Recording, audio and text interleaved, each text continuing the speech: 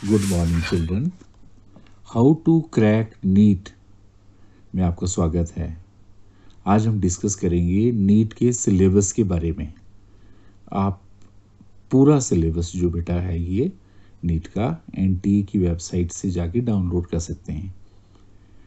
और अगर हम चैप्टर की बात करें तो देखो, नीट के सिलेबस में बायो के 38 चैप्टर्स हैं, +1 +2 के दोनों को मिला के। केमिस्ट्री के +1 +2 के 30 चैप्टर्स हैं, फिजिक्स के भी 29 चैप्टर हैं, दोनों +1 +2 के। तो टोटल बायो, फिजिक्स और केमिस्ट्री इन सब को मिला करके आपके 97 चैप्टर्स हैं। देखो बेटा, जब आप ये सिलेबस डाउनलोड करेंगे बायो इसका पूरा नीट का, उस सिलेबस की हर लाइन, हर आर्टिकल, वो आप समझो कि एक एक लाइन बिल्कुल ऐसी है जैसे आप कोई होली बुक है उसकी लाइन की तरह है। तो उस सिलेबस को आपने अच्छे से हर लाइन को अंडरलाइन करके ये पता करना है कि कौन कौन से आर्टिकल आपके सिलेबस में हैं। अब जब आपको ये ब्रॉडर आइडिया लग गया पता कि आपके पास टोटल 97 चैप्टर्स हैं और नीट के एग्ज़ाम को क्वालिफाई करने से पहले ये सभी चैप्टर जो हैं आपको कम से कम भी 5 से 6 बार आपने रिवाइज करने हैं। तो अब मैं आपको जो सबसे बड़ा सीक्रेट है बेटा नीट को क्वालिफाई करने का, वो क्या है? बहुत सारे बच्चे इस बात को मिस करते हैं। वो ये है कि आपको सिर्फ और सिर्फ एनसीईआरटी की बुक्स खरीदनी है। मैं फिर रिपीटली बोल रहा हूँ आपको, एनसीईआरटी की बुक्स ही सबसे पहली प्राइमरी बुक्स हैं जो आपने घर लेके आनी है। अगर आपने अभी भी नहीं ली है बेटा, सबसे सस्ती हैं, बाजार जाओ लेके आओ।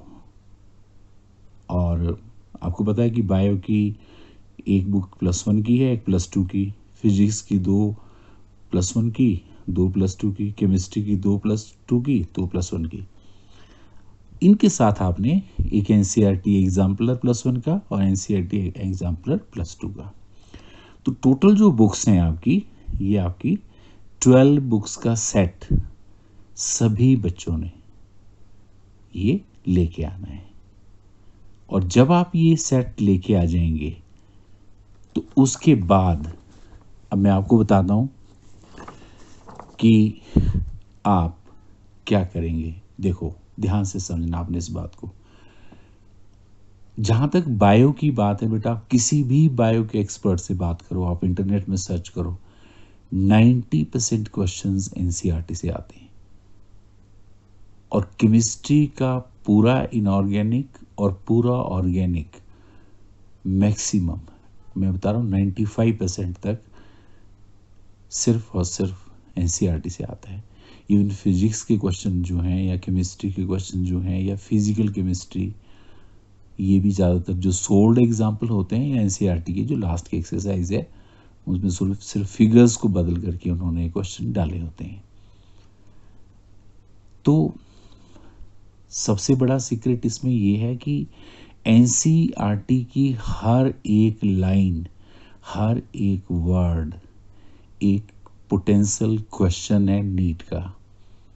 कोई भी जानकारी एनसीईआरटी की बुक में आपको पता है कि अंडरलाइन करके दी होती है, कुछ ब्लॉक्स बना के दिया होता है, वहाँ से ही आपका पेपर सेट होता है।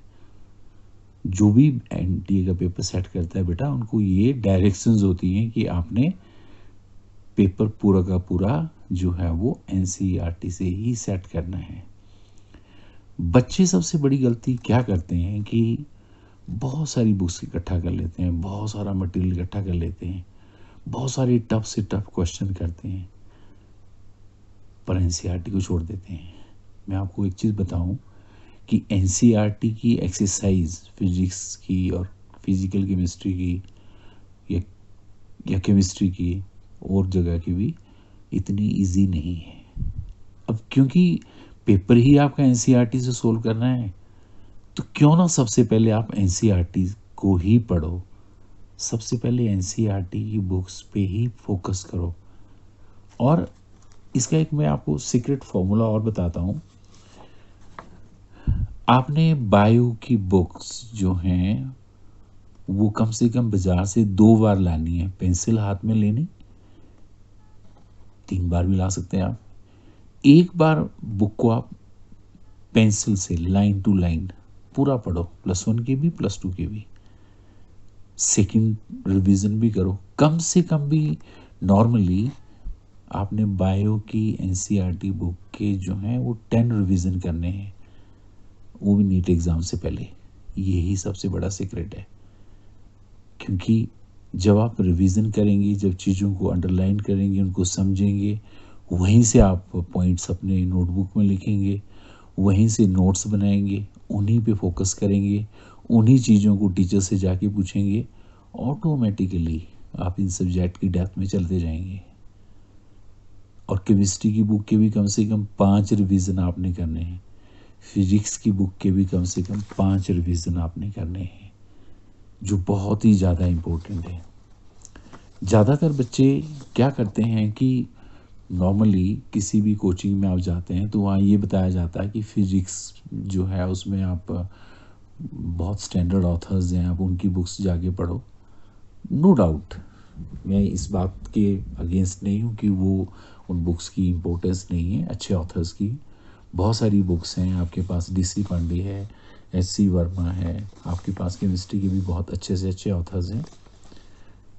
उनमें जाने से पहले मैंने आपको फिर बोला है, किसी भी स्टैंडर्ड बुक्स या नोट्स में जाने से पहले आप सभी बच्चे केमिस्ट्री, फिजिक्स और बायो की एनसीईआरटी के कम से कम, जैसे मैंने फिर आपको बताया कि कम से कम 5 रिवीजन फिजिक्स केमिस्ट्री के और 10 रिवीजन आपने बायो के करने हैं। ये सबसे इम्पोर्टेंट बात है। आप बच्चों की हेल्प के लिए मैं कुछ जो पिछले 2020 का पेपर है उसके कुछ फैक्ट आपको मैं बताना चाहता हूँ। मेरे पास G2 सीरीज़ है, 2020 का जो नीट का पेपर है। देखो, इसमें मैंने कुछ क्वेश्चंस आपको लिखे हैं यहाँ पे। जैसे क्वेश्चन नंबर 91 जो है ये पेज 338 का है, क्वेश्चन 98 पेज 201 का एनसीईआरटी की मैंने पेज लिखे हैं। 114 87 पेज में है, 119 169 पेज में है। पुरानी या नई बुक्स में पेजेस डिफरेंट हो सकते हैं, पर आप देखेंगे अगर 136 46 पेज पे है, 138 92 पेज पे है, 140 183 पेज में, 143 189 पेज पे है, 151। देखो, बहुत सारे क्वेश्चंस मैंने यहाँ आपके सामने मेंशन करे हैं। और मैं आपको एक सिंपल सी बात यही बताना चाहूँगा कि बेटा, नीट के एग्ज़ाम को क्वालिफाई करने से पहले आप एनसीईआरटी की बुक्स की मास्टरी कर लो। मास्टरी का मतलब है कि किस पेज में कौन सा वर्ड है, कौन सा क्वेश्चन है, और उस क्वेश्चन को कम से कम भी 8 से 10 बार आपने सोल्व किया हो। क्योंकि बड़ी हद आपके जो नीट सेट करने वाले हैं उसकी फिगर चेंज कर देंगे, या आंसर आपके क्वेश्चन में दे देंगे और जो क्वेश्चन पूछा है उसको आंसर पूछेंगे। जो आपका MCQs बनेगा वो एनसीईआरटी की लाइन से ही बनेगा, अच्छे से नोट कर लो। तो कुछ मैंने जैसे नीट 2020 का मैंने आपको कुछ पेजेस भी बताए, साथ में यहाँ पे देखो ग्रेविटेशन का एक सीधा क्वेश्चन जिसमें आपके पास यहाँ पे वेट जो है वो थोड़ा वेट की फिगर, ये फोर्स की फिगर चेंज की है। 72 न्यूटन और एनसीईआरटी में 63 न्यूटन है। बाकी पूरी लाइन भी वही उठा के डाल दी है। मैंने सामने आपको फ़ोटो में भी दे रखा है ये, आप देखें अगर जाकर के आप एनसीईआरटी बुक निकालें वहाँ पे आप जाके देखेंगे। या आप देखिए, एक केमिस्ट्री में क्वेश्चन पूछा गया था कि जीटा पोटेंशियल के रिगार्डिंग स्टेट वे एनसीईआरटी की लाइन है। अगर आप सरफेस केमिस्ट्री देखेंगे उसमें बिल्कुल बोल्ड लेटर में लिखा है कि जीटा पोटेंशियल क्या है, और वही नीट 2020 में पूछा है। इवन फिजिक्स में एक फॉर्मूला दे रखा है पीछे, जो आपकी समरी होती है, वो फॉर्मूला ही पूछा गया डायरेक्टली। तो अभी अगर हम 2020 की बात करें तो 90% पेपर बेटा, 90% मैं आपको कोट करके बोल रहा हूँ, फिजिक्स, केमिस्ट्री और बायो का 90% जो पेपर है वो पूछा गया है एनसीईआरटी से। मेरे पास बहुत सारे ऐसे बच्चे हैं जिन्होंने बहुत बड़ी बड़ी कोचिंग ज्वाइन कर रखी थी। उनका जो उनके वहाँ पे टेस्ट सीरीज में बेटा टेस्ट होते थे, उसमें उनका स्कोर 600 प्लस था, पर वो नीट क्वालिफाई नहीं कर पाए। तो बहुत सारे बच्चे ये भी तर्क दे रहे थे कि हमने बड़ी हायर लेवल की पढ़ाई कर ली थी बट पेपर बहुत ईजी आया। और फैक्ट मैं आपको ये बताऊं कि फिजिक्स में जो क्वेश्चन पूछे जाते हैं या केमिस्ट्री में, फिजिकल केमिस्ट्री में भी पूछे जाते हैं, डायरेक्ट फॉर्मूला बेस्ड क्वेश्चन है। बहुत हाई फाई लेवल का क्वेश्चन नहीं होता। आपने सिर्फ ऐसा क्वेश्चन आपसे पूछा होता है जिसमें आपने सिर्फ और सिर्फ फॉर्मूला लगाना है, यानी डायरेक्ट फॉर्मूला लगाना है। बहुत ज़्यादा कैलकुलेशन उसमें नहीं होती। तो जिस तरह से मान लो कि नीट वाले बच्चे जो हैं वो आईआईटी लेवल के क्वेश्चन की प्रैक्टिस कर रहे होते हैं, या मैं ये नहीं कहता कि आप वो ना करो, लेकिन एनसीईआरटी की मास्टरी करने के बाद बेटा लोअर स्टेप तो यही है एनसीईआरटी। फिर आगे आप इसमें जितना आगे जाते हैं जाओ। मैं आपको गारंटी 100% रिटर्न गारंटी आपको देना चाहता हूँ कि अगर आप 90% स्कोर कर लेते हैं नीट का तो आपको इवन एम्स मिल सकता है। और मैं गारंटी देता हूँ कि आपका 90% से ज़्यादा जो पेपर है वो सिर्फ और सिर्फ एनसीईआरटी से पूछा जाता है। यहाँ मैं आपको एक चीज़ और बताना चाहता हूँ कि ये जो जब आप ये प्रैक्टिस करेंगे तो आपको प्रॉब्लम आएगी, अपने टीचर से जाके डिस्कस करो, इंटरनेट में जाके सर्च करो। बेटा अगर आप प्रैक्टिस करेंगे, प्रॉब्लम आती है, उसके हज़ारों सॉल्यूशन है। लेकिन जब आप ये प्रैक्टिस ही नहीं करेंगे तो प्रॉब्लम आएगी नहीं तो आप पूछेंगे किससे। और समय क्योंकि काफ़ी तेज़ गति से बीता जा रहा है बेटा, ऐसा ना हो कि एग्ज़ाम आपके बिल्कुल सामने आ जाए और आपसे एक रिवीजन भी अभी तक ना हुआ हो। तो ये गलती आप ना करें और रिवीजन तुरंत स्टार्ट करें। मेरे जो अगले कुछ और वीडियोस मोटिवेशन के ऊपर मैं बनाऊंगा, उसमें मैं आपको नीट एग्ज़ाम को क्रैक करने को लेकर के बहुत सारे और नए नए सुझाव, नए नए आइडिया आपको दूंगा। वो आइडियाज़ आप ज़रूर देखें। 10-15 मिनट का मेरा वीडियो होगा कुल, और उन वीडियो से आप एक प्रेरणा लेकर के पूरी एनर्जी के साथ आप लग जाओ। एक चीज़ मैं थोड़ा सा और आपको फिर बताऊं। देखो मैंने पिछली वीडियो में बताया था कि अगर आप में झील है आगे बढ़ने की, अच्छा डॉक्टर बनने की, मेडिकल लाइन जाने की, बस यही एकमात्र रिक्वायरमेंट है। There is no other requirement. मैंने आपको एक चीज़ बिल्कुल क्लियर कर देनी है अभी। अपने आप को आप अंडर एस्टिमेट मत करो।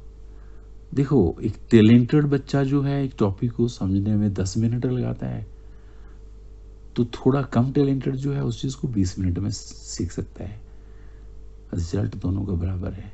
प्रॉब्लम इंटेलिजेंसी से नहीं है, प्रॉब्लम कंसिस्टेंसी से है कि आप प्रैक्टिस करने में कितना कंसिस्टेंट है, कितनी देर प्रैक्टिस करते हैं, कितनी बार प्रैक्टिस करते हैं। हो सकता है टैलेंटेड बच्चे ने उसकी प्रैक्टिस एक बार की, आपने 10 बार की, आपका स्कोर ज़्यादा आएगा, टैलेंटेड बच्चे का कम आएगा। तो इन सारी बातों का आपने ध्यान रखना है। तो और जो मेरा ये वीडियो है बेटा, मोटिवेशन वीडियो, इसको और लोगों के साथ भी आप शेयर करो और सब्सक्राइब भी करो मेरे चैनल को, ताकि मुझे मोटिवेशन मिले और मैं आपकी और इसमें हेल्प कर सकूं। ओके, थैंक यू बेटा।